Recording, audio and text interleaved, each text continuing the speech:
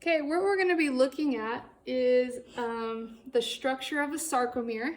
The sarcomere is the functional unit of muscle cells. That means that's where muscle contraction actually occurs. Now, if we were looking at a muscle cell, these yellow things that you see are actually T-tubules, and surrounding the T-tubules you can see this net-like till structure. This is called the sarcoplasmic reticulum, which is going to store calcium, which is important for muscle contraction. Now, if you take off the sarcoplasmic reticulum and the T-tubules, you can actually see the inner workings of a sarcomere. So I'm going to pull these out a little bit. Sarcomeres are found in myofibrils. Myofibrils are long organelles that are within muscle cells, and this is the functional unit. When we say muscle contraction, that is called sliding filament mechanism, where these thin filaments, which are red, are called actin, or have the protein actin, are going to be pulled to the center of the sarcomere, and that's called muscle contraction, or sliding filament mechanism, or power stroke. So that's the sarcomere. Now, the sarcomere does have 3 different types of proteins. The first type of protein that we talk about is structural proteins. This right here is called your Z-disc, and it is a structural protein because you can see it actually attaches actin and anchors it in place. And that's going to occur on either side. So Z-disc and actin, which is red, and Z-disc and actin.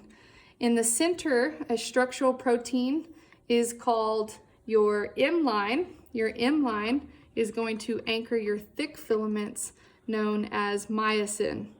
So your structural proteins include Z-disc, your M line, and there's one that's not here, which is an elastic filament that would come off of here and it would attach to your myosin, and that's called titin.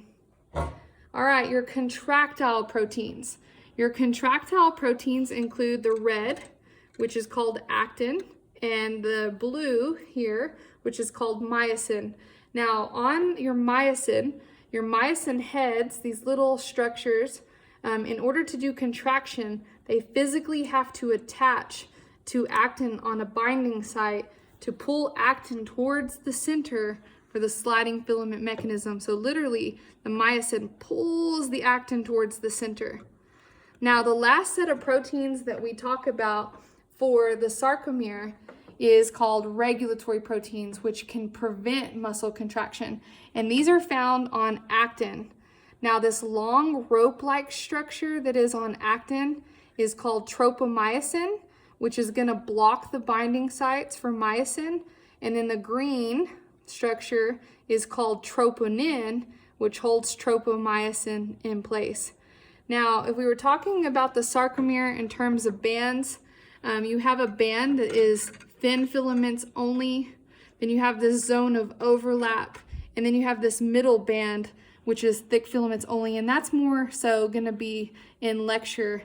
But this is a sarcomere. We always talk about the sarcomere being the functional unit because of the sliding filament mechanism.